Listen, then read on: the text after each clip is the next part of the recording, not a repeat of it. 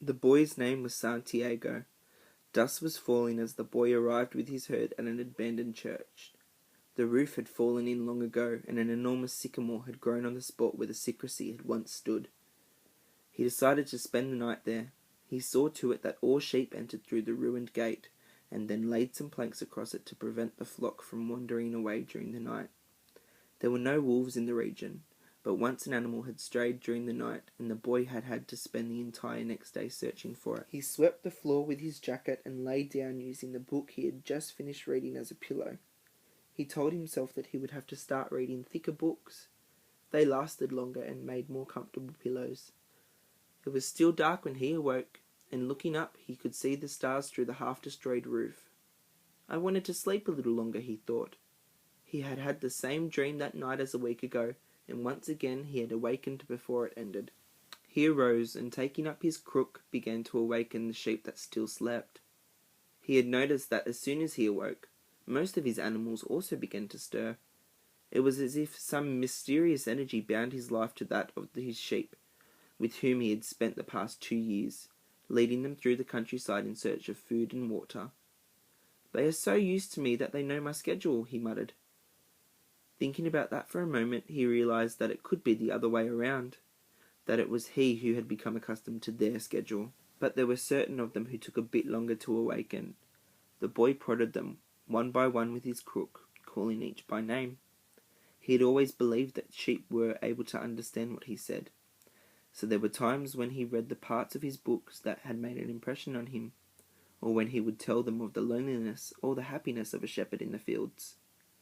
Sometimes he would comment to them on the things he had seen in the villages they had passed. But for the past few days he had spoken to them only about one thing: the girl, the daughter of the merchant who lived in the village that they would reach in about 4 days. He had been to the village only once, the year before.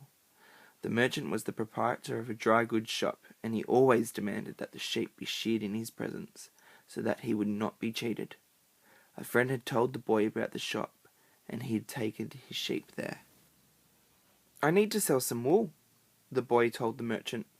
The shop was busy, and the man asked the shepherd to wait until the afternoon, so the boy sat on the steps of the shop and took a book from his bag. "I didn't know shepherds knew how to read," said a girl's voice behind him. The girl was typical of the region of Andalusia, with flowing black hair and the eyes that vaguely recalled the Moorish conquerors. "Well, usually I learn more from my sheep than from books," he answered. During the 2 hours they had talked, she told him she was the merchant's daughter, and spoke of life in the village, where each day was like all others. The shepherd told her of the Andalusian countryside, and related the news from the other towns where he had stopped. It was a pleasant change from talking to his sheep. "How did you learn to read?" the girl asked at one point. "Like everybody learns," he said. "In school." "Well, if you know how to read, why are you just a shepherd?" The boy mumbled an answer that allowed him to avoid responding to her question. He was sure the girl would never understand. He went on telling stories about his travels, and her bright Moorish eyes went wide with fear and surprise. As the time passed, the boy found himself wishing that the day would never end, that her father would stay busy and keep him waiting for 3 days. He recognized that he was feeling something he had never experienced before, the desire to live in one place forever. With the girl with the raven hair, his days would never be the same again.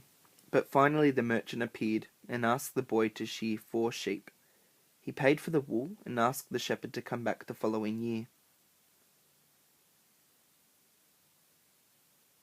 And now it was only 4 days before he would be back in the same village. He was excited, and at the same time uneasy. Maybe the girl had already forgotten him. Lots of shepherds passed through selling their wool. "It doesn't matter," he said to his sheep. "I know other girls in other places." But in his heart he knew that it did matter, and he knew that shepherds, like seamen, and like travelling salesmen, always found a town where there was someone who could make them forget the joys of carefree wandering. The day was dawning, and the shepherd urged his sheep in the direction of the sun. "They never have to make any decisions," he thought. "Maybe that's why they always stay close to me." The only things that concerned the sheep were food and water. As long as the boy knew how to find the best pastures in Andalusia, they would be his friends.